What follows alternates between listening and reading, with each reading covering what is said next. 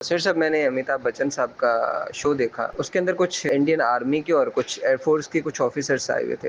वो जो ऑफिसर्स थी, वो बहुत कॉन्फिडेंस के साथ बोल रही थी कि हमने पाकिस्तान को सबक सिखा दिया, हमने ये कर दिया, हमने वो कर दिया। जिस एयरफोर्स के 5-6 जहाज गिर जाए, जिस मुल्क का मीडिया इतना ज़्यादा झूठ बोलता हो, जिस मुल्क की आर्मी इतना ज़्यादा झूठ बोलती हो, अपने नुकसानात छुपा रहे हैं, यहाँ तक कि इनके पायलट्स की डेथ्स हुई हैं और वो मारे गए हैं जब उनके फाइटर जेट शूट डाउन हुए हैं, वो उनको भी कभी ऑन नहीं कर सके। और इंडियन एयरफोर्स इतना ज़्यादा अपना क्रेडिबिलिटी डाउन क्यों कर रही है, या इंडियन आर्मी या इंडियन एयर चीफ ने भी इवन अगर कोई बात करी तो वो बिल्कुल किसी सबूत के बगैर की। तो इंडिया लॉन्ग टर्म में आपको कहाँ जाते हुए नजर आ रहा है बतौर कौम? आप क्या देख रहे हैं? आप कहते हैं कि आप जो है ना वो ये देखते हैं कि किसी माशरे में या किसी कौम में या किसी पर्टिकुलर चीज में क्या बढ़ रहा है और क्या कम हो रहा है। तो आपका एनालिसिस क्या कहता है कि इंडिया आज से 10 साल बाद कहाँ होगा? मेरे ख्याल आप बहुत आगे चले गए हैं। इंडिया का इतना बुरा हाल नहीं है जितना आप समझ रहे हैं। मैं समझता हूं कि इस वक्त एक छोटा सा सेटबैक आया है नरेंद्र मोदी की फॉरेन पॉलिसी के ऊपर। तो ऑलरेडी वहां डिबेट शुरू हो गई है कि क्या ये फॉरेन पॉलिसी जिसके साथ ये शिकस्त हुई है, क्या ये डिफेंस बजट जिसके साथ खड़े नहीं हो सके, इन चीजों के ऊपर वहां डिस्कशन शुरू हो गई है और रिव्यूज होने शुरू हो गए। और कभी मत भूलिएगा कि India is now the fourth और the fifth largest economy in the world. वो तो मेरा ख्याल है नशा था उनको अपनी मकबूलियत का और अपनी स्ट्रेंथ का, कि वो समझते थे कि अब हम चाइना के साथ कंपटीशन में आ सकते हैं। एक्चुअली वो चाइना के साथ कंपटीशन में नहीं आ सकते। चाइना 5 गुना ज्यादा उसकी ग्रोथ है और उसकी जीडीपी है। इंडिया ग्रेट पावर नहीं बन सकता, मगर वो अपने आप को समझने लगे थे इस तरीके से। तो अब मेरा ख्याल है उनको कुछ एहसास हुआ है, इसलिए आपने देखा वो अब भागे हैं चाइना के साथ बातचीत करने के लिए। अब वो अमेरिका से पीछे हटे हैं बिकॉज उन्हें समझ आ गई है कि ये नहीं है। मगर इंडिया, मेरा ये ख्याल है कि इंडिया अमेरिकन कैंप में ही रहेगा। अमेरिका जहाँ जब तक बीजेपी की गवर्नमेंट है अमेरिका के कैंप में रहेगा। इधर उधर हाथ पैर मारने की कोशिश करेगा मगर अमेरिका के कैंप में रहेगा। मगर साथ साथ वो अब थोड़ा सा टिल्ट कर रहा है। अब वो रशिया चाइना को भी, वो फोरम को भी एक्टिवेट कर रहा है एंड सो ऑन। और आपने देखा उसने जैसे ही थोड़ा सा इनिशिएटिव लिया है विद चाइना, तो चाइना ने रिस्पॉन्ड किया है। तो चाइना भी चाहता है कि इसको अमेरिकन कैंप से निकाला जाए, और अगर इनके कैंप में नहीं आता तो न्यूट्रल रहे। मगर वो न्यूट्रलिटी आजकल बड़ी मुश्किल होती जा रही है बिकॉज ग्लोब जो है वो स्प्लिट हो रहा है टू मल्टीपोलर। तो पहले तो एक पोल था, अब चाइना, रशिया, ब्रिक्स, ये दूसरा पोल बनना शुरू हो गया। तो अब इंडिया के लिए मुश्किलात है। मैं समझता हूँ कि ये जब जब जब तक ये बीजेपी की गवर्नमेंट रहेगी उस वक्त तक ये प्रॉब्लम्स रहेंगे। मैं नहीं समझता कि इनके पास इतनी अकल है या कुव्वत है कि अपने आप को अब तब्दील करे into a different type of a state. मगर ये आप ये ना समझें कि अब इंडिया फारग हो गया है और इंडिया के पास ये नहीं है वो नहीं है। ऐसी बात नहीं है। India is a very big country और इट्स अ डेमोक्रेटिक कंट्री। वो और बात है कि अंदर नरेंद्र मोदी और बीजेपी वो फाशिज्म की तरफ जा रहे हैं। और मगर मैं समझता हूँ ये बीजेपी की आखिरी गवर्नमेंट है। इसके बाद बीजेपी इलेक्शन नहीं जीतेगी। अब जो चीज बढ़ रही है ना वो यही है कि बीजेपी की पॉपुलैरिटी आहिस्ता आहिस्ता गिर रही है। तो इसका ये मतलब है कि जो बाकी लोग हैं उनकी बढ़ रही है, रिलेटिव बात है। तो इसलिए अभी तो आरएसएस जो है वो नरेंद्र मोदी के खिलाफ हो गई है। वो सोच रही है कि इसको तब्दील करे या और हमारा नुकसान ना करा दे। मगर अब ये चाइना के साथ मुकबका करने जा रहे हैं और चाइना बिल्कुल यही चाहेगा कि इसको अमेरिका के कैंप से इधर खींचा जाए बिकॉज ये अमेरिका कैंप में के खिलाफ इसको बनाया गया वहां क्वाड के अंदर, ताकि चाइना को कंटेन किया जाए। तो मैं ये समझता हूँ कि इंडिया के ऊपर अब एक नया इश्यू है ना। अब इंडिया की पुरानी पॉलिसी थी वन चाइना। जब चाइना कहता था वी वन चाइना, मतलब है कि Taiwan is part of China, तो इंडिया उसको सपोर्ट करता था। मगर पिछले 10 साल से जब जब से ये बीजेपी की गवर्नमेंट आई है, बीजेपी की गवर्नमेंट ने ये वन चाइना पॉलिसी जो है इसको छोड़ दिया। इसके ऊपर तबसरा ही नहीं करते। अब कहते ही नहीं है वन चाइना पॉलिसी। अपने ऑप्शंस ओपन रखे हैं। मगर दिन ब दिन मुश्किल होता जा रहा है ना बिकॉज चाइना जो है वो वन चाइना पॉलिसी को अब अपने सारे ब्रिक्स वाले साथियों को सबको लेके बढ़ा रहा है वो। तो किसी न किसी स्टेज पे ये एक और क्राइसिस आ रही है इंडिया के लिए। मगर कहाँ 10 साल में इंडिया कहाँ होगा? इंडिया की इकोनॉमिक ग्रोथ 5-6% चल रही है और ये ऐसे ही चलेगी। बहुत डायनेमिज्म है इंडियन इकोनॉमी के अंदर। देखिए इंडिया की इकोनॉमी बड़ी स्ट्रांग है। किसी ने भी जिक्र किया था जनरल बाजवा के ज़माने में कि जी। जी हम जियो इकोनॉमिक्स के ऊपर तवज्जो देंगे, वो नहीं हुआ ना। उसकी जी। वजह ये थी जियो इकोनॉमिक्स नहीं चली बिकॉज इंडिया तैयार नहीं था।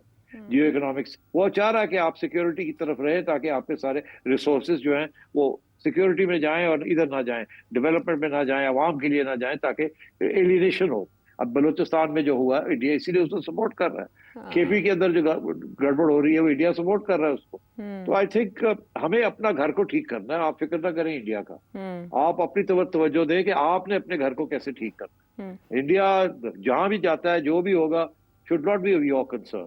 आपकी कंसर्न होनी चाहिए कि हम यहाँ क्या कर रहे हैं, हम क्या बढ़ रहे हैं और क्या कम हो रहा है, यहाँ वो देखें आप। सेठी साहब, ये जो मरियम नवाज साहबा अभी जापान गई हुई और इससे पहले चाइना गई हुई थी और वहाँ के मॉडल को कॉपी करने की कोशिश कर रही है, ये अच्छी बात है, वहाँ की टेक्नोलॉजी यहाँ पे लेके आएंगी। पर जो हुकूमत के जितने एमएनए एमपी सब नाराज बैठे हैं कि उनको कोई वजारतें नहीं मिलती, उनको कोई रोल नहीं मिलता, उनके कोई काम नहीं होते, तो कम से कम उनको काम पे लगा दे। अगर पंजाब के लेवल पे देखें तो एमपीएस की ऐसी कमेटियां बनाएं जिसमें 4-4 6 एमपीएस की एक कमेटी बना के किसी को बोलें कि आप एजुकेशन के बारे में 4-5 कंट्रीज में जाओ, उनके निज़ाम पे रिसर्च करके आओ कि उनका कैसा है। किसी को हेल्थ पे लगा दें, किसी को जो रोड इंफ्रास्ट्रक्चर है उस पे, इनको सबको बिजी कर दें। एक तो ये बिजी हो जाएंगे और इनकी नाराजगियां खत्म हो जाएगी। ये नून लीग का एक ट्रैक रिकॉर्ड है कि ये जब भी हुकूमत में आते हैं ना तो अपनी एमएनए एमपीएस को मुंह नहीं लगाते। तो एक तो ये कि इसके बहाने इनकी मीटिंग्स हुआ करेंगी सीएम साहबा के साथ, और दूसरे नंबर पे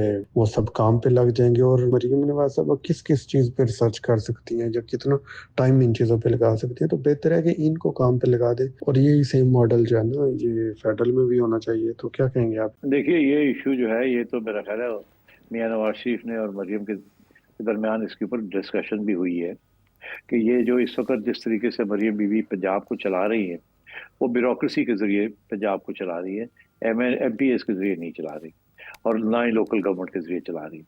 और शायद ये फलसफा ये है कि वो शहबाज शरीफ वाला फलसफा के काम करें और पैसा थोड़ा है और पैसा जैसे ही लगाना है वहां लगाए और एमपीएस के जेबों में पैसा ना जाए।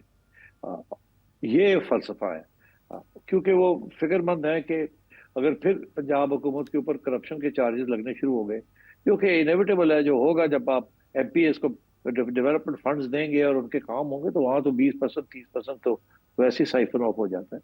तो बातें तो चलती हैं फिर।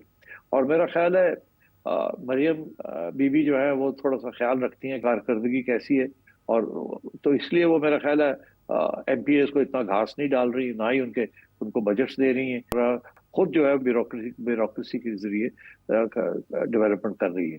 अच्छा, अब इंटरेस्टिंग बात यह है कि ये यहाँ तक तो बात ठीक है, मगर अगर ये सियासी अप्रोच नहीं है, अगर आपने इलेक्शन की तरफ जाना है किसी न किसी स्टेज पे, तो फिर आप जब तक आपके पास कैंडिडेट्स नहीं होंगे तो आप इलेक्शन क्या लड़ेंगे? उस वक्त ये ब्यूरोक्रेट्स तो आपके काम नहीं आएंगे। तो और ये लोग जो हैं जिनके लिए आप समझ रही हैं कि आप वो काम कर रही हैं आवाम के लिए, ये जब इलेक्शन का वक्त आता है तो उनको ये सारी चीजें भूल जाती हैं। उनको नहीं याद रहता अस्पताल किसने बनाया है किसने नहीं बनाया। उन्हें ये याद रहता है कि हमारा एमपीए जो है उसने हमारा ये काम नहीं किया, ये काम नहीं किया, ये काम नहीं किया। हमारा लोकल जो बंदा है उसने हमारा ये काम नहीं किया, ये काम नहीं किया, ये काम नहीं किया। तो इसलिए पॉलिटिक्स बड़ी इंपॉर्टेंट होती है इलेक्शन जीतने के लिए। और मगर पंजाब की हुकूमत जो है वो पॉलिटिक्स नहीं खेल रही इस वक्त। ये मामला मियां नवाज शरीफ साहब के साथ भी डिस्कस हुआ था, लोगों ने आके बात की मियां साहब से, और मियां साहब ने फिर मरियम को समझाया था कि चले फिर अब मैं मिलना शुरू करता हूँ और एमपीएस की भी बात सुननी चाहिए। आफ्टर ऑल आखिर में तो आपने उन्हीं के पास जाना है ना इलेक्शन वोट लेने के लिए। वोट तो एमपीए का होता है। यहाँ ये अमेरिका नहीं है जहाँ एक प्रेसिडेंट के लिए वोट पड़ता है। यहाँ वोट पड़ता है आपके जो कैंडिडेट है। वो और बात है कि पीपल्स पार्टी जो है वो उस सिचुएशन में है जहाँ वो भुट्टो को वोट पड़ता है, और पीटीआई जो है वो उस सिचुएशन में है जहाँ इमरान खान को वोट पड़ता है। मगर यहाँ वो सूरत हाल नहीं रही कि अब नवाज शरीफ साहब को वो वोट पड़ता है। तो इसलिए चाहिए था कि एमपीएस को लेके साथ चलती और उनको स्ट्रॉन्ग करती ताकि वो आवाम के साथ वापस मिल जाते। अभी तो सूरत हाल ये है कि वो अपनी शक्ल नहीं दिखा सकते अपनी कंस्टिट्यूंसी के, तो वो क्या लड़ेंगे जाके आगे, उनको तो गाली पड़ेगी जा। और वैसे ही बड़ी बुरे हालात हैं, जो महंगाई है और बाकी कुछ पॉलिसीज ऐसी हैं, गंदम वाली पॉलिसी एक्सेट्रा, जो कि खुश नहीं है लोग वहाँ। तो बात आपकी सही है, मगर बात यह है कि ये अब इनको कब ये समझ आएगी कि अब वक्त आ गया कि एमपीएस को स्ट्रॉन्ग करना है, एमपीएस को इकट्ठा करना है, अपनी पार्टी बनानी है। जो पार्टी उड़ गई है root at the local level, अब कोई मुस्लिम लीग वहां नहीं रही है। वहां जो हालात है वो काफी खराब है। तो आपकी तजवीज बड़ी अच्छी है सर। बात यह है कि ये कब इनको समझ आएगी कि अब बहुत हो गया है ये कि आप ब्यूरोक्रेसी के साथ चला रही हैं, आप एमपीएस को भी साथ लेके चले, उनको भी डेवलपमेंट फंड्स मिले, वो भी अपने लोकल, अगर आपने लोकल गवर्नमेंट नहीं करनी तो कम से कम एमपीएस को तो साथ लेके चले।